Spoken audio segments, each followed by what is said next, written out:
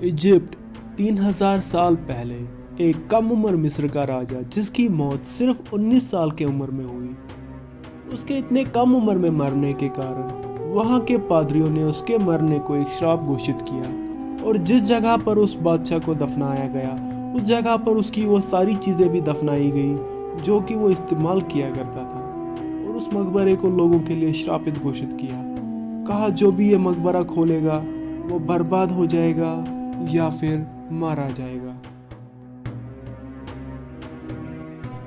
नवंबर 1922 को जब कुछ आर्कोलॉजी डिपार्टमेंट के लोगों ने उस मकबरे को ढूंढ निकाला और उस मकबरे को खोलने की कोशिश की तो उनके साथ ऐसा क्या हादसा हुआ, इस वीडियो में हम उस हादसे के बारे में बात करेंगे। ये वीडियो काफ़ी इंटरेस्टिंग होने वाला है, सो प्लीज़ वीडियो को पूरा देखना और अगर आपको वीडियो पसंद आता है तो प्लीज़ लाइक कमेंट शेयर ज़रूर कर देना और साथ में सब्सक्राइब कर दीजिए क्योंकि हम ऐसे वीडियो लाते रहते हैं। सो अगली बार जब भी हम ऐसा वीडियो लाएंगे सबसे पहले नोटिफिकेशन आप तक पहुँचे। 42 साल पहले ब्रिटिश की एक आर्कोलॉजी टीम जिसका लीडर हार्वर्ड कार्टर था, उन्होंने एक मकबरे को खोज निकाला।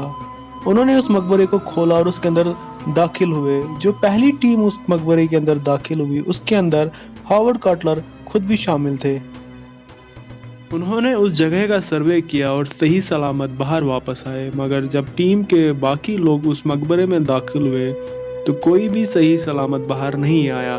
सबके सब लुढ़कते हुए आए जिसमें फिर 50 आदमी मारे गए और उनके मरने को एक गैस एक्सप्लोजन करार दिया।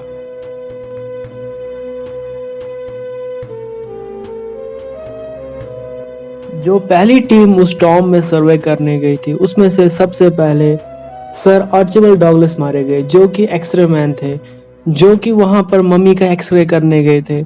जैसे ही वो टॉम से बाहर आते हैं उन्हें एक सडन ब्लाइंडनेस आ जाती है, उस वजह से उन्हें कुछ भी नहीं दिखाई देता। तो वो डॉक्टर के पास जाते हैं, डॉक्टर से पूछते हैं। डॉक्टर कहता है शायद आपके दांतों और आंखों के बीच में जो नस है उनमें खिंचाव आ चुका है, उस वजह से आपकी रोशनी चली गई। तो वो अपने सारे दांत निकलवा देते हैं। दांत निकालने के बाद उनके माउथ में एक इन्फेक्शन हो जाता है जिस वजह से उनके माउथ में कैंसर होने वाला होता है और वो उस वजह से मारे जाते हैं। कहा जाता है जो भी उस टीम के अंदर मेंबर था वो सारे के सारे मारे गए except Harvard Carter. Harvard Carter की एक अलग ही कहानी थी।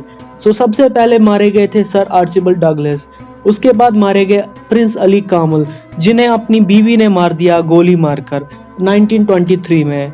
उनकी भी एक मिस्टीरियस तरीके से ही मौत हो गई। उसके बाद जो अगले मेंबर की मौत होती है वो होते हैं सर ली स्टैक जो कि गवर्नर और जनरल होते हैं सूडान के, जिनका मर्डर हो जाता है कायरो के अंदर, वो भी एक अजीब व गरीब तरीके से। उनकी मौत 1924 के अंदर होती है। सर ली स्टैक के बाद आर्थर मेस मारे जाते हैं जो कि इवैक्यूएशन टीम से होते हैं। उनकी मौत जहरी पदार्थ खाने से होती है। जहरीली पदार्थ उनके पास कैसे आई, कहां से आई, क्या हुआ, बिल्कुल भी किसी को समझ नहीं आया। उनकी मौत 1928 में एक मिस्टीरियस अंदाज में हो जाती है। जो 5वें नंबर पे मारे गए वो थे हार्वर्ड कार्टर के सेक्रेटरी जिनका नाम था रिचर्ड बैटहल, जो कि एक मिस्टीरियस अंदाज में मरे हुए पाए गए। उनके बेडरूम के अंदर बेड के ऊपर वो मरे हुए थे 1929 के अंदर। उसके बाद एक साल के बाद उनके फादर की भी डेथ हो जाती है सुसाइड से 1930 में। इस सब में अजीब बात यह है जो कि उस टीम के कैप्टन थे, लीडर थे हार्वर्ड कार्टर, वो सबसे पहले उस टॉम के अंदर एंटर किया और सबसे आखिर तक वो जिंदा थे। उस टीम के सारे मेंबर मारे गए सिवाय उनके। उनका ये मानना था कि श्राप व्राप कुछ नहीं होता, जो भी मारा गया सब अपनी मौत मारा गया। मगर ये सब तब बदल जाता है जब 1939 के अंदर उन्हें कैंसर हो जाता है और वो लंदन के अंदर मारे जाते हैं। इस सारी कहानी के पीछे आप ये सोच रहे होंगे जो मिस्र का राजा था उसका नाम क्या था और वो कैसे मारा गया। उसके मरने पे बहुत सारे किस्से बनाए गए हैं। कुछ लोगों ने कहा है कि वो अपनी बीमारी से मर गया और कुछ का ये भी कहना है कि उसको मारा गया उसकी कुर्सी के पीछे, उसकी रियासत के पीछे। उस राजा का नाम था तुतनखामून। तुतनखामून एक कम उम्र का राजा था जिसके मरने पे काफ़ी लोगों ने काफ़ी बातें बनाई थी, मगर आखिरकार साइंटिस्ट ने रिसर्च के बाद ये पता कर ही लिया कि असली वजह क्या थी उसके मरने की। इतनी रिसर्च के बाद उनको ये पता चला कि उसका कोई भी मर्डर नहीं हुआ। उसका एक एक्सीडेंट हुआ था जिसकी वजह से उसके बॉडी में पूरे जहर फैल गया और वो एक दिन के अंदर मर गया। ये असली उसके मरने के पीछे वजह थी। इन सब चीज़ों को देखने के बाद हमें ये समझ आता है कि तुतनखामुन अपने समय का सबसे अमीर राजा हो सकता है, क्योंकि उसके मरने के बाद भी इतने सारे सोने की चीज़ें उसके मकबरे में डाली गई हैं।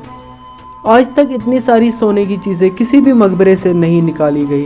ये पहला मकबरा ऐसा है जो कि इतना रहस्यमय था और इतना मिस्टीरियस था। इसकी खोज करने में काफ़ी समय लगा और अभी भी इसके चीज़ों के ऊपर खोज की जा रही है। काफ़ी चीज़ें इसके बारे में और भी जानी जा रही हैं।